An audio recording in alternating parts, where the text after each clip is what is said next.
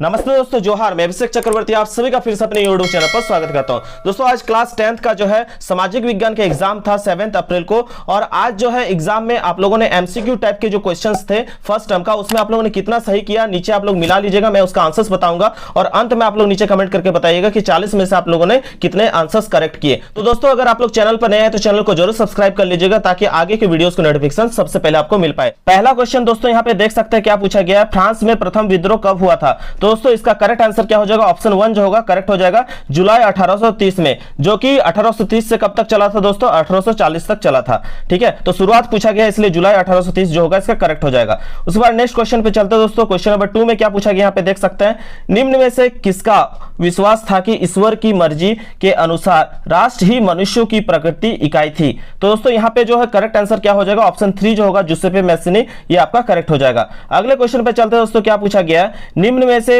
कौन सी घटना पूरे यूरोप के शिक्षित अभिजात वर्ग में राष्ट्रीय भावनाओं का संचार किया। तो दोस्तों इसका करेक्ट आंसर हो जाएगा आपका ऑप्शन 2 जो होगा, यूनान का स्वतंत्रता संग्राम जो है राष्ट्रीय भावना का संचार किया था, कहां पे, पूरा यूरोप में। ठीक है, उसके बाद दोस्तों अगले क्वेश्चन पे चलते हैं, कहां पे पूछा गया है देख सकते हैं क्वेश्चन नंबर 4 में, 1848 में यूरोपीय देशों के किसान मजदूर किन कारणों से विद्रोह कर रहे थे। तो किन कारण से दोस्तों विद्रोह कर रहे थे, यहां पे आप लोग देख सकते हैं उस समय जो है आप लोग का इस तरह का सभी तरह की घटनाएं, गरीबी, बेरोजगारी, भूखमरी, ये सभी चीजों से जो उस समय यूरोप जो है परेशान था, और यही सभी कारण जो है ये करेक्ट होगा, ऑप्शन डी जो हो जाएगा यहाँ पे आपका करेक्ट हो जाएगा, इनमें से सभी। उसके बाद दोस्तों यहाँ पे अगले क्वेश्चन पे चलते क्या पूछा गया है, क्वेश्चन नंबर 5 में देख सकते हैं, निम्न में से किसने अपने उद्देश्यों के प्रसार के लिए यंग इटली नामक एक गुप्त संगठन बनाया था। तो सारा क्वेश्चन एनसीईआरटी से दोस्तों पूछा गया, जिन्होंने एनसीईआरटी अच्छे से प्रिपेयर करके गया था उनका एक भी क्वेश्चन नहीं छूटा होगा। ठीक है दोस्तों, क्वेश्चन नंबर 5 में पूछा गया था, उसको हम लोग आंसर देख लेते हैं क्या होगा इसको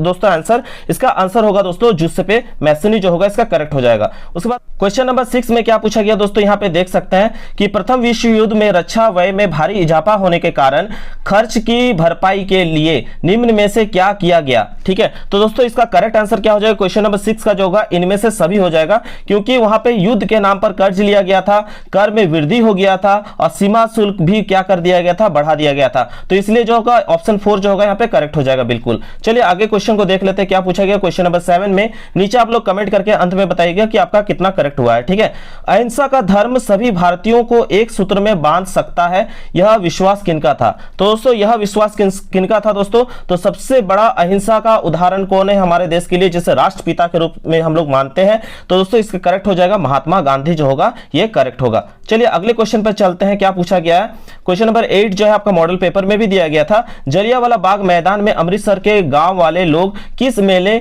में शिरकत करने के लिए जमा हुए थे। तो दोस्तों यहां करेक्ट हो जाएगा आपका बैसाखी का मेला। क्वेश्चन नंबर 9 में देख सकते हैं दोस्तों क्या पूछा गया, महात्मा गांधी द्वारा वायसराय इरविन को लिखे खत में सबसे महत्वपूर्ण मांग किस वस्तु पर लगाए गए कर को खत्म करने के बारे में था।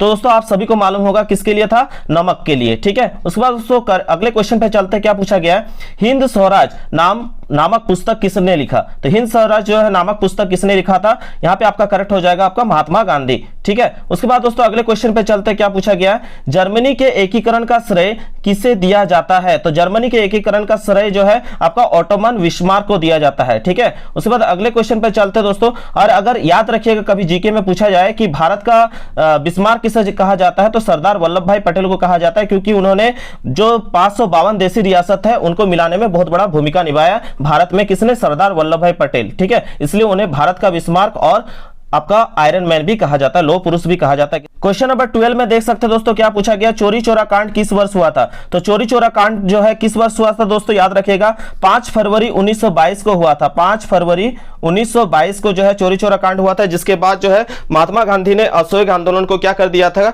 वापस ले लिया था या स्थगित कर दिया था, याद रखिएगा। ठीक है, और उसके बाद अगले क्वेश्चन पे चलते क्या पूछा गया है, यहाँ पे हम लोग देख सकते हैं क्वेश्चन नंबर 13 में क्या पूछा गया है कि पवन द्वारा मैदान अथवा ढालू क्षेत्र से मृदा को उड़ा ले जाने की प्रक्रिया को क्या कहा जाता है। तो क्या कहा जाता है उसको दोस्तों, याद रखिएगा मृदा को उड़ा ले जाने के लिए बात कहा था। बहुत सारे स्टूडेंट ने क्या किया, पवन अपर्दन में टिक कर दिया है, जो कि बिल्कुल ही गलत है दोस्तों। जिसने भी ये मॉडल पेपर सेंड किया है उनका ये क्वेश्चन गलत है दोस्तों। यहाँ पे हो जाएगा आपका मृदा अपर्दन जो होगा, ऑप्शन 3 जो होगा ये करेक्ट होगा, ठीक है। अगले क्वेश्चन पर चलते हैं दोस्तों। क्वेश्चन नंबर 14 में क्या है देख सकते हैं यहाँ पे, उत्पत्ति के आधार पर संसाधनों को 2 भागों में विभाजित किया जाता है, उनके नाम क्या क्या है दोस्तों, एक जैव है और एक अजैव है। ये भी आपका मॉडल पेपर में पूछा गया क्वेश्चन है। क्वेश्चन नंबर 15 में देख सकते हैं दोस्तों क्या पूछा गया, निम्न में से मृदा को रेगुड़ मृदा भी कहा जाता है, तो यहाँ पे किस तरह के मृदा को कहा जाता है, काली मृदा को। जिन्होंने इस ऑप्शन को टिक किया दोस्तों बिल्कुल गलत है, यहाँ काली मृदा को रेगुड़ मृदा भी कहा जाता है, याद रखिएगा। ऑप्शन 2 जिनका सही है वो लोग का वो बिल्कुल करेक्ट आंसर है, ठीक है।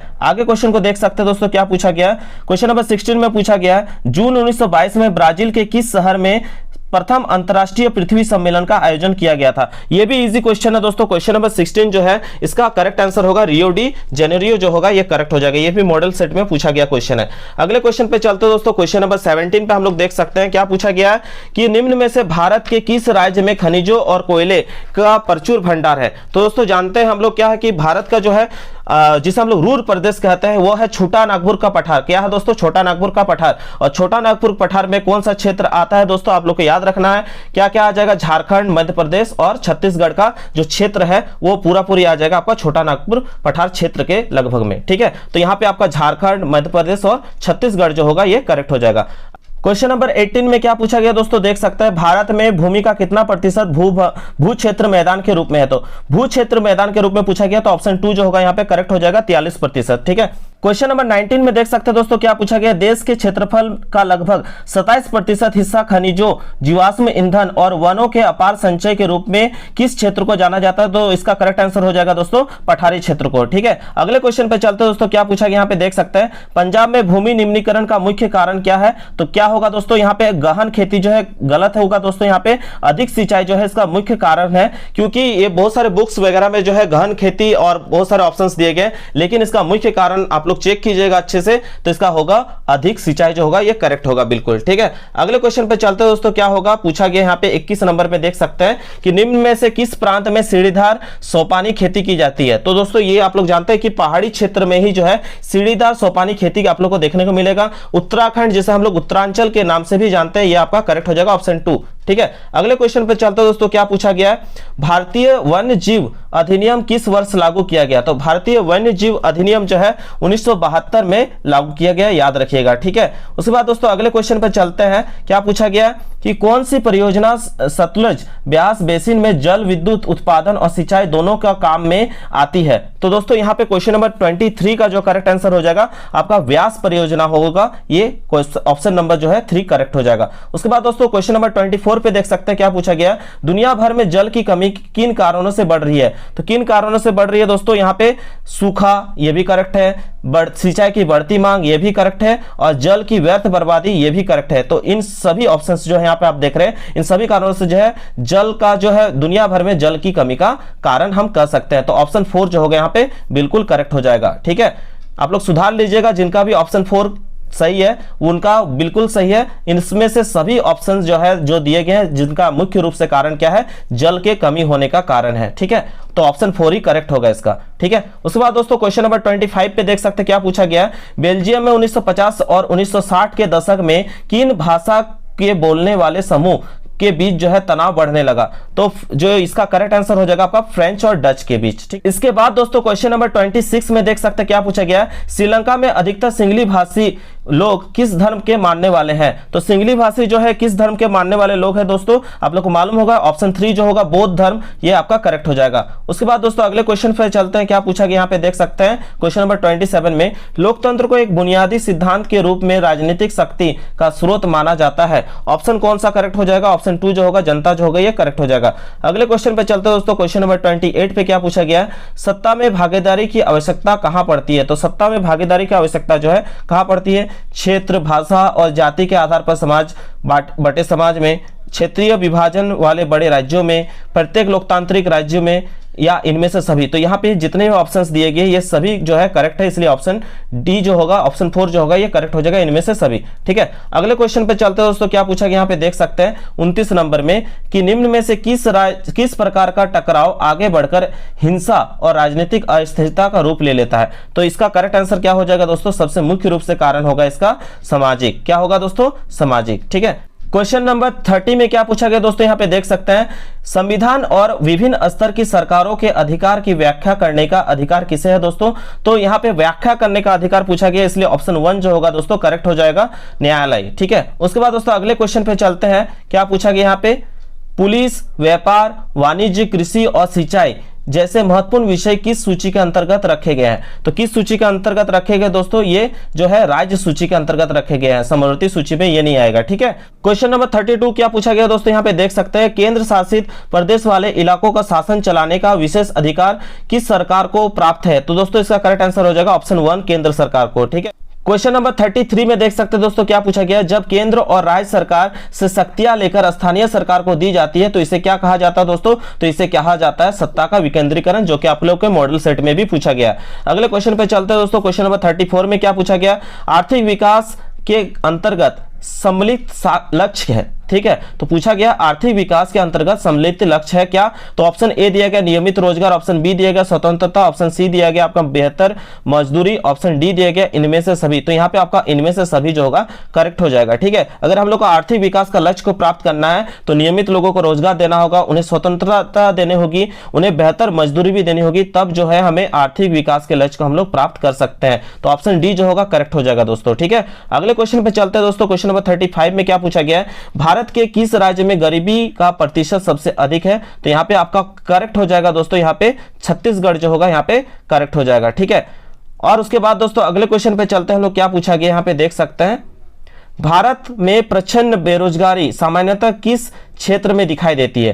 तो यहाँ पे हम लोग को किस क्षेत्र में दिखाई देती है दोस्तों, ये भी मॉडल सेट में पूछा गया क्वेश्चन है, कृषि क्षेत्र में जो होगा ये करेक्ट हो जाएगा।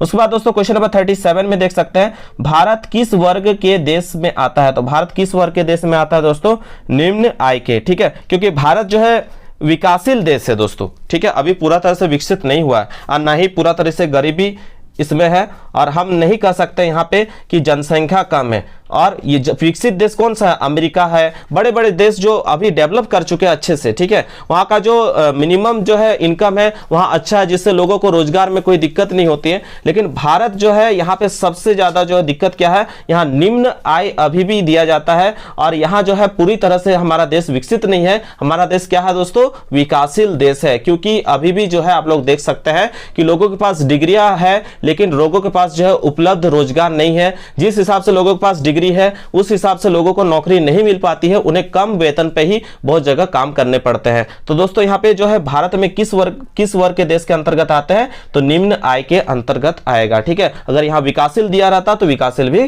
करेक्ट होता। चलिए आगे क्वेश्चंस को देख लेते हैं। क्या पूछा गया, 38 में पूछा गया है, निम्न में से कौन अर्थव्यवस्था की विशालता को प्रदर्शित करता है। तो इसका करेक्ट आंसर हो जाएगा दोस्तों सकल घरेलू उत्पाद। ठीक है, उसके बाद दोस्तों अगले क्वेश्चन पे चलते हैं। क्या पूछा गया है, 39 नंबर में, परिवहन, भंडारण, संचारण, बैंक सेवा और व्यापार किस क्षेत्र की गतिविधि के प्रमुख उचित उदाहरण है। तो तृतीयक क्षेत्र के उचित उदाहरण है, क्योंकि तृतीयक क्षेत्र में जो है सेवा क्षेत्र कहा जाता है। तृतीयक क्षेत्र को क्या कहा जाता है, सेवा क्षेत्र कहा जाता है। प्राथमिक क्षेत्र में कृषि आता है। ठीक है, द्वितीय क्षेत्र में जो है आपका जो भी कंपनी प्रोडक्शन करते हैं, उत्पादन करते हैं, वो सभी आ जाएंगे। लेकिन जो है जो हमें सेवा प्रदान कर रहे हैं, जैसे मुझे एक जगह से दूसरे जगह ले जाने में परिवहन, फिर कहीं हमको स्टोरिंग करने में मदद कर रहा है, बैंक जो है हम लोग को लेन देन में मदद कर रहा है, तो सेवा एक तरह से हमें प्रदान कर रहा है। और जो सेवा क्षेत्र के अंतर्गत आएगा वो तृतीय क्षेत्र के अंतर्गत आता है। ठीक है, इकोनॉमिक्स में इसे हम लोग तृतीय क्षेत्र कहते हैं। ठीक है, आप लोगों जो है अच्छे से एग्जाम दिए होंगे और जितने आपके करेक्ट हुए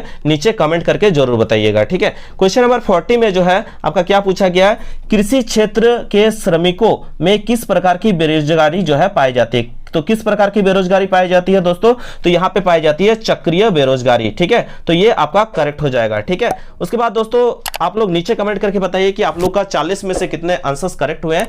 और आगे के एग्जाम के लिए दोस्तों आप सभी को ऑल द बेस्ट। तब तक के लिए दोस्तों धन्यवाद। जय हिंद, वंदे मातरम।